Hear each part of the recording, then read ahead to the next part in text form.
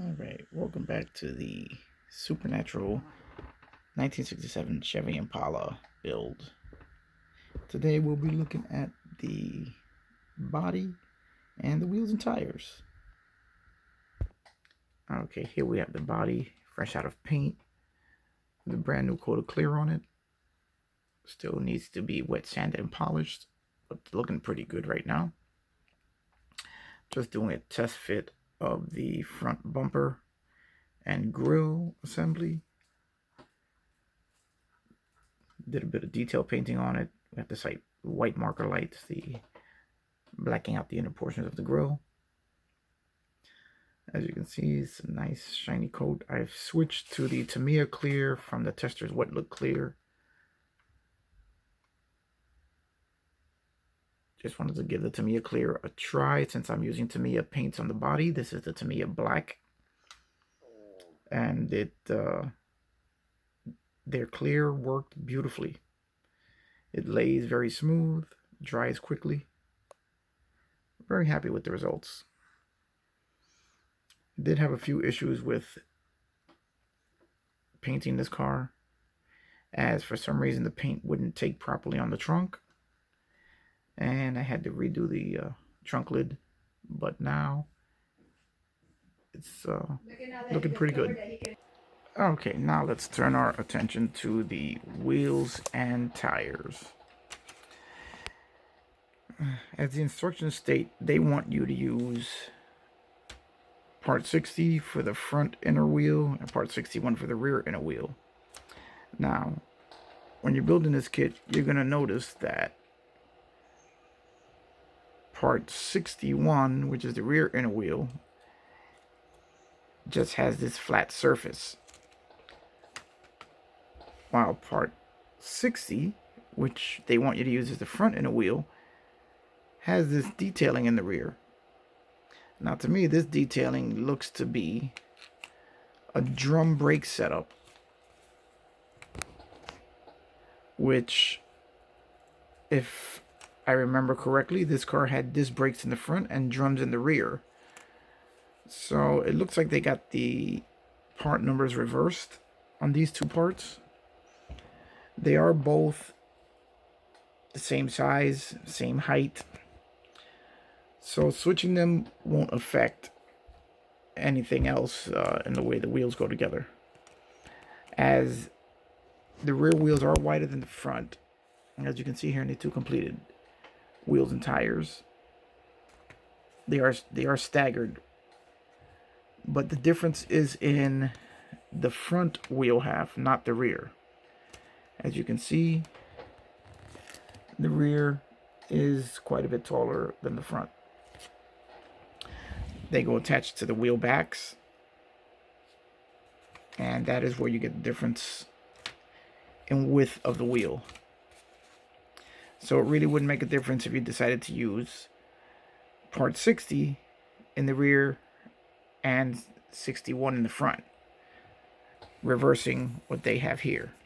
I don't know if they got the numbers mixed up in the molding or in the instructions, but it won't make a difference swapping them back. This is my rear wheel, and I've put part 60 in the rear. I've also painted the inner edge of the wheel and the outer edge of the rim, just to make it look as if it is one complete chrome rim mounted onto the center hub assembly and drum brake setup. Just a little bit of extra detailing there, added to make it look a little more realistic. I then painted the inside with gunmetal and highlighted the details with the Tamiya panel line paint. And there we have a completed rear wheel assembly. As you can see, it looks almost as if they're two separate parts. Meanwhile, it's just the one single part with just a little detail painting, same as I did here. This is your front wheel and tire assembly with what they wanted you to use on the rear. Sand it down the tread, give it a little more realistic appearance. It is a pretty good looking wheel and tire assembly, both front and rear.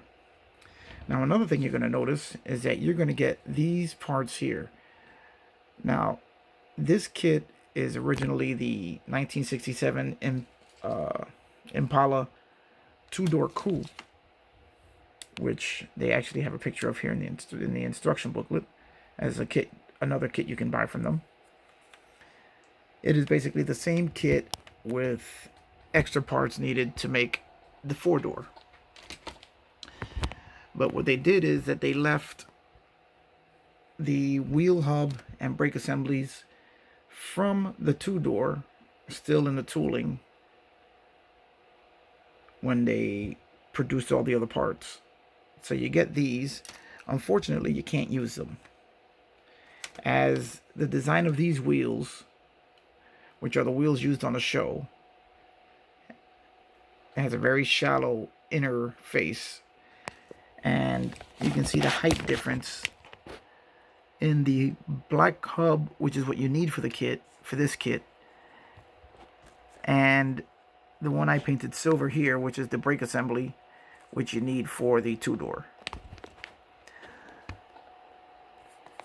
So I thought about using this to add a little more extra detail to the inside of the wheel, but it will not fit, as it is too tall, and if you try and sandwich it between the wheel back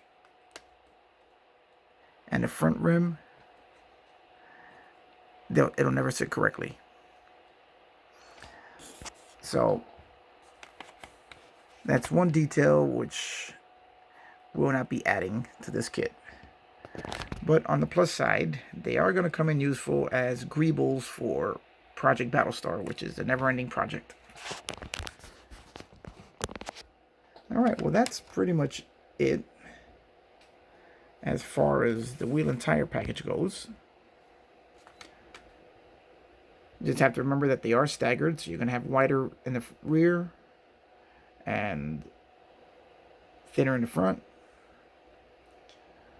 Give it a little sanding to the tread, give it a little more realistic appearance, and here we go with, also used a little bit of Tamiya panel line paint to darken in some of the recesses. And that's pretty much it. Then you have your entire wheel and tire package. So that will do it for this video.